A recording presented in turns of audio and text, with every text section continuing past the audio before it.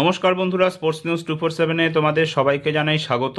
তো জিম্বাবুয়ে আর আয়ারল্যান্ডের মধ্যে ম্যাচটা বৃষ্টির জন্য কিন্তু পুরোপুরি ভেস্তে গেছে এবং এরই ফলে উভয় টিমই কিন্তু 1 পয়েন্ট করে পেয়ে গেছে এবং এর ফলে কিন্তু জিম্বাবুয়ে সুপার এর জন্য কোয়ালিফাই করে গেছে এবং অস্ট্রেলিয়া কিন্তু এই টুর্নামেন্ট থেকে পুরোপুরি ছিটকে গেছে।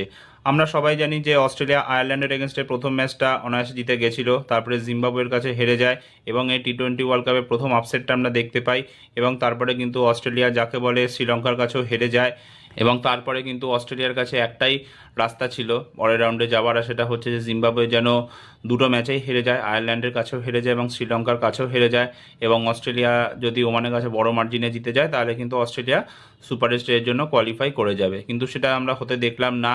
এই ম্যাচটা পুরোপুরি বৃষ্টিতে ভেস্তে গেল, টস পর্যন্ত হলো না এবং দুঃখের কথা হচ্ছে এটাই যে অস্ট্রেলিয়া আর শ্রীলঙ্কার মধ্যে ম্যাচটা কিন্তু এই মাঠেই অনুষ্ঠিত হয়েছিল, তখন কিন্তু পুরোপুরি খেলা হয়েছিল, কোনো ওয়েদার খারাপ কিছুই হয়নি, কিন্তু সেখানে জিম্বাবুয়ে আয়ারল্যান্ড ম্যাচটা কিন্তু যাকে বলে পুরোপুরি বৃষ্টিতে ভেস্তে গেল এবং টস পর্যন্ত হলো না। এখন 2023-এর ওডিআই বিশ্বকাপে চ্যাম্পিয়ন হওয়ার পর মিচেল মার্শ যখন সেই ট্রফিটার ওপর পা রেখেছিল তারপর থেকে আমরা দেখতে পাচ্ছি যে অস্ট্রেলিয়ার ডাউনফল কিন্তু বিশাল হারে শুরু হয়েছে। 2024-এর টি-20 ওয়ার্ল্ড কাপে অস্ট্রেলিয়া সুপার স্টেজ থেকে ছিটকে গেছিল, প্রথমে আফগানিস্তান এবং তারপরে ইন্ডিয়া, পরপর দুটো ম্যাচ হেরে গেছিল ওরা। 2025-এ চ্যাম্পিয়ন্স ট্রফি সেমিফাইনালেও ইন্ডিয়ার কাছে হেরে টুর্নামেন্ট থেকে বিদায় নিয়েছিল এবং তারপরেই কিন্তু এই 2026-এর টি-20 ওয়ার্ল্ড কাপে অস্ট্রেলিয়া বিদায় নিয়ে নিল এবং সেটাও কিন্তু গ্রুপ স্টেজ থেকে। তবে অস্ট্রেলিয়ার বোলিং নিয়ে কিন্তু একটা কনসার্ন দেখাই যাচ্ছে, কারণ মিচেল স্টার্ক, প্যাট কামিন্স আর জোস হ্যাজেলউড এদের রিটায়ারমেন্টের পর অস্ট্রেলিয়ার বোলিং লাইন আপ কী হবে সেটাই কিন্তু অনেকে প্রশ্ন তুলছে, কারণ 2025-এর চ্যাম্পিয়ন্স ট্রফিতেও এরা তিনজন ছিল না এবং অস্ট্রেলিয়া কিন্তু যাকে বলে সেমিফাইনালে ভারতের কাছে হেরে ছিটকে গেছিল এবং এই টি-20 ওয়ার্ল্ড কাপে এরা তিনজন ছিল না এবং সেখানেও কিন্তু অস্ট্রেলিয়ার বোলারদের পারফরমেন্স আমরা দেখলাম। ইনফ্যাক্ট অ্যাডাম জাম্পা, এত ম্যাচ খেলা এক্সপিরিয়েন্সড বোলার, তারও কিন্তু পারফরমেন্স খুবই বাজে ছিল এই পুরো টুর্নামেন্টে।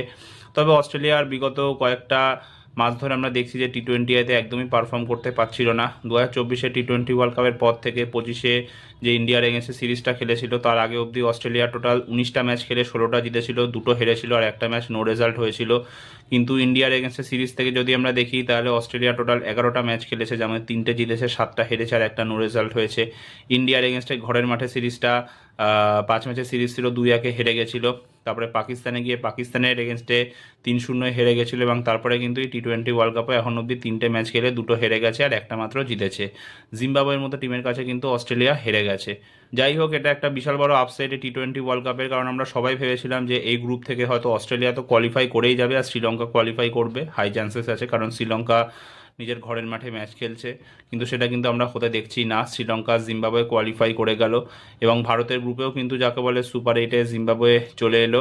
ভারতের প্রথম ম্যাচটা 22 তারিখে রয়েছে সাউথ আফ্রিকার এগেনস্টে আহমেদাবাদে, তারপরে 26 তারিখে জিম্বাবুয়ের এগেনস্টে চেন্নাইতে হবে এবং তারপরে কিন্তু যাকে বলে 1 তারিখে ওয়েস্ট ইন্ডিজের এগেনস্টে কলকাতায় খেলা হবে। এই কিন্তু ভারতের সুপার 8-এর সূচি। তো এই ভিডিওটা এতটাই, ভালো লাগলে প্লিজ ভিডিওটা লাইক, শেয়ার, চ্যানেলটা সাবস্ক্রাইব করতে ভুলবেন না আর ভিডিওটা কেমন লাগলো প্লিজ কমেন্ট করতে ভুলবেন না।